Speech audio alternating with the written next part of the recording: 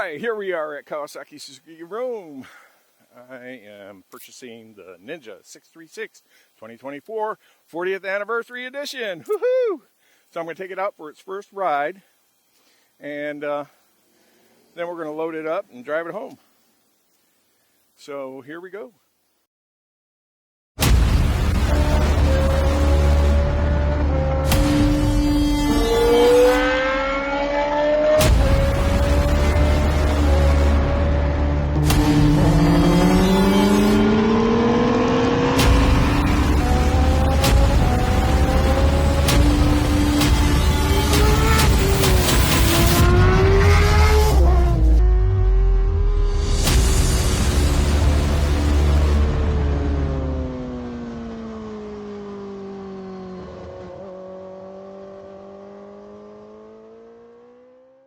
Hello everyone and welcome back to the Ninja One YouTube channel. Boy, do I have a surprise for you. The 2024 ZX6R 40th Anniversary Edition. Let's do a quick walk around. Wow, what a beautiful bike.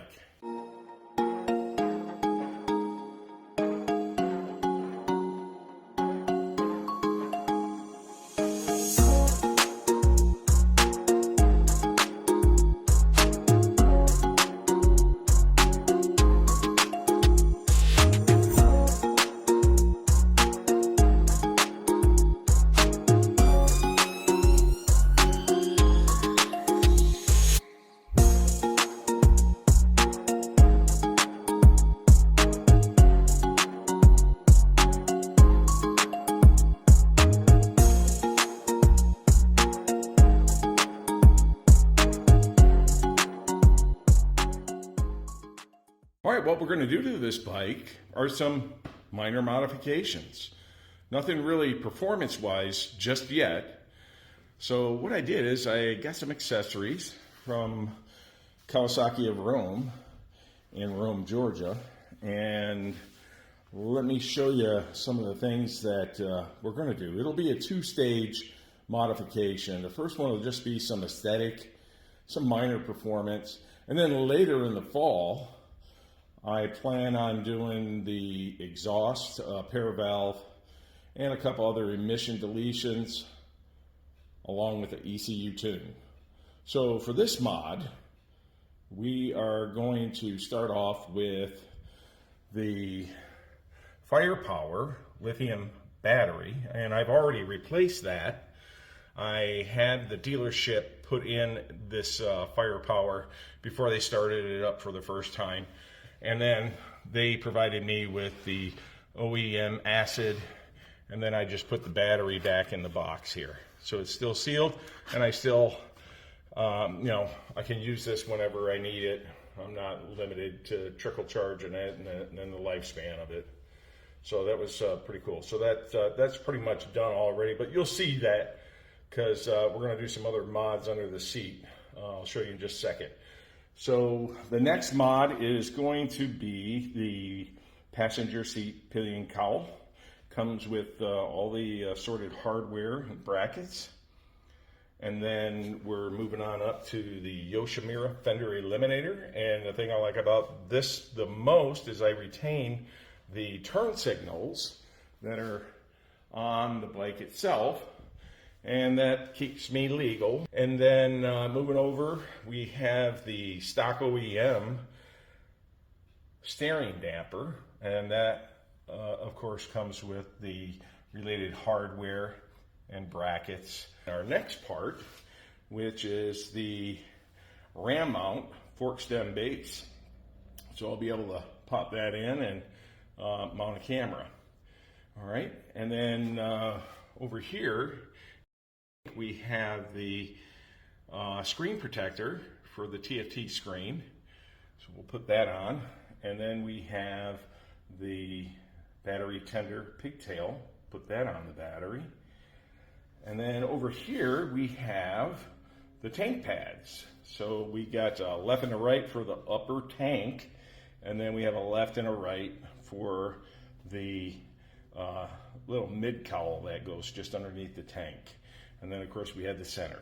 And the reason why you see this 3M tape here is that I plan on removing the gummy that's on here, because the bad thing about this gummy is that it kind of bleeds off on the edges.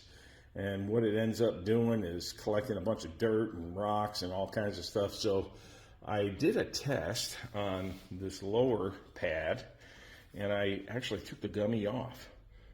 And so it came off pretty easy. It wasn't too difficult. And then the nice thing about this here is I can just strip it out, cut it, and it's a nice thin layer. I can have it cut so that it's just beneath the edge here and not quite so much on the edge. But the nice thing is I won't have to worry about it picking up dust and dirt. So that's pretty much it for all the accessories that I'm going to put on this bike. So I will have a parts list for you that shows the manufacturer, the vendor, the price, the stock number on it. And that'll be somewhere within this video, maybe at the end of the video. But either way, you'll get an accurate view of that. I do plan on doing some other mods later that include the exhaust, the pair valves, ECU flash, etc. And I'll probably do that sometime in the fall. But either way, I'm going to take this nice and slow. Gonna enjoy riding it stock with these minor cosmetic mods, and then get it ready for the track. So I'll talk a little bit more about that when we go out for a ride. So stay tuned. I'll be right back. All right, guys, this is it. We're going to go for a ride, and you'll get to see firsthand how this thing performs. So let me give you a cold start.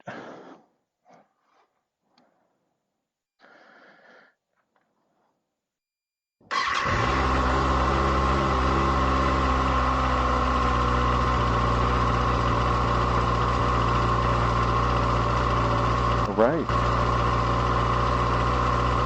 So I got KTRC off, I got KQS on, and I have full power. So we're on rider 1. And that's how we're going to ride this thing. So I'm going to talk more about it while we take a spin.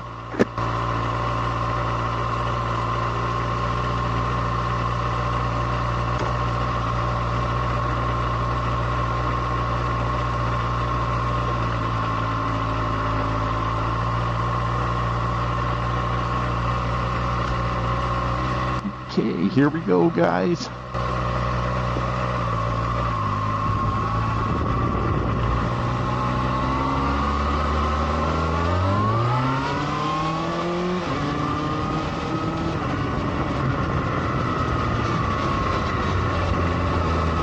Well, like I was saying earlier, my plan ultimately by the end of the year is to have this all modded out, flashed, and then purchase a set of racetrack bearings. And then early 2025, I want to take it out to Harbor, probably in March or April. We'll see how all that works out, but for the most part, I'm already pleased with how it rides.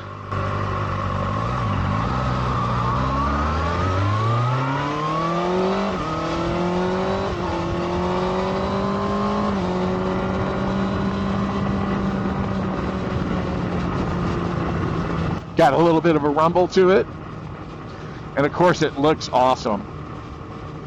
This thing has some very stylish colors that you would never think would work together, and they really do. And that's pretty much what sold me on this bike, was the colors. And then of course Kawasaki's brand. I owned Kawasaki's nearly my whole life, and I am very familiar with how to do maintenance, and you never really have a problem getting maintenance done because there's plenty of dealers around. if you needed to get some,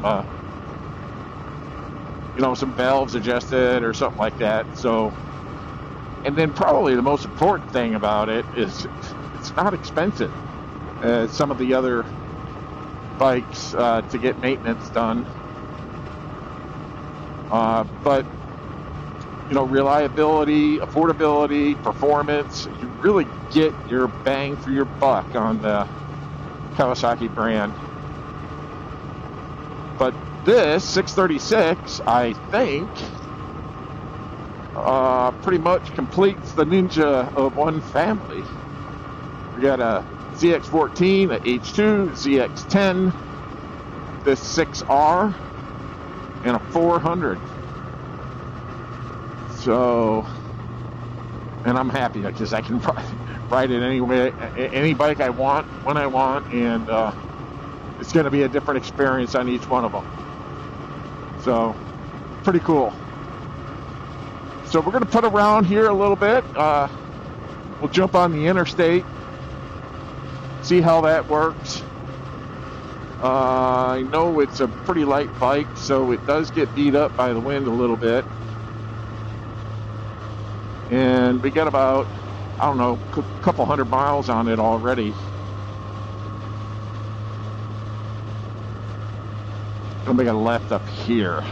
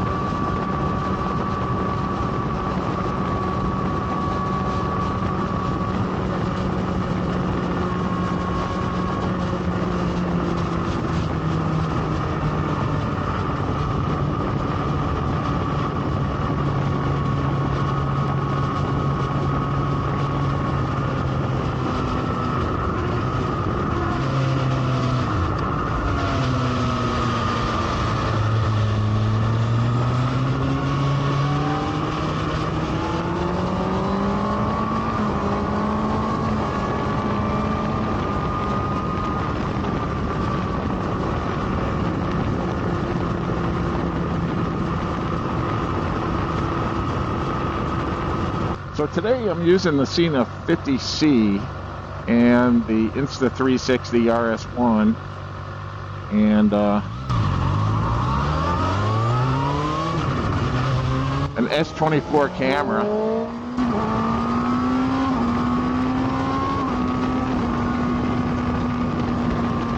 So it likes to get up and go, that's for sure.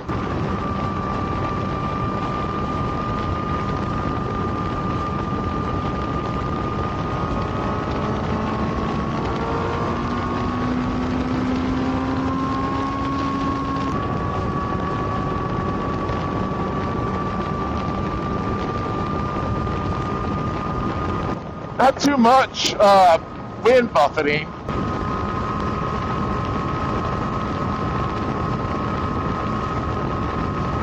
When passing vehicles, especially trucks. So it's not too bad.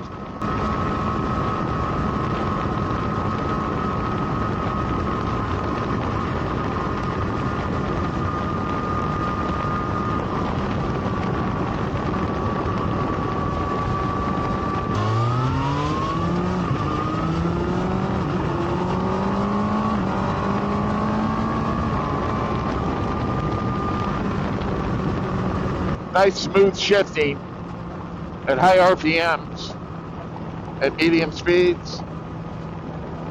One thing I noticed is that if you're at a low RPM, low speed, that auto shift is a bit clunky.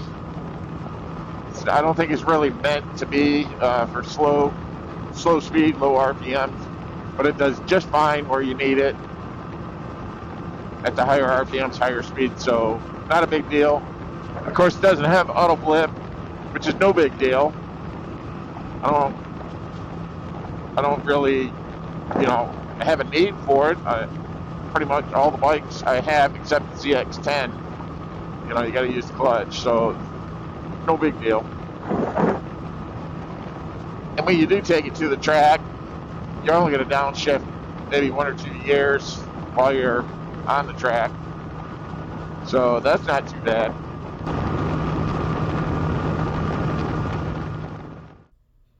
Man, this thing is awesome. I am telling you, I can't wait to get this thing on the track. I am going to ride it for the summer with these cosmetic mods and a couple minor performance ones, that being the steering damper and the battery. And I'll break it in. I'll probably get a couple thousand miles on it before the fall, and then I'll get the full exhaust for it, and then I'll put some Paravalve block-off plates in and remove all the other emission stuff, and then get a flash, ECU flash, and that'll pretty much make it ready. There's one last thing, and it'll be the race variants that I hope I get for Christmas. And then I'll take this thing on the track in 2025, as early as March, April. The parts will be in the description below with the vendor, manufacturer, the price, and the part number. So I'll be sure to capture that for you. It's a small list, so I'll just put it right there in the description, and you'll have everything you need if you decide to get it.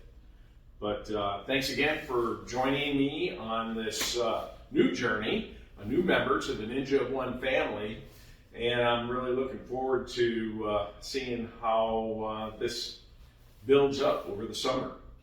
And we'll talk to you later. Thanks.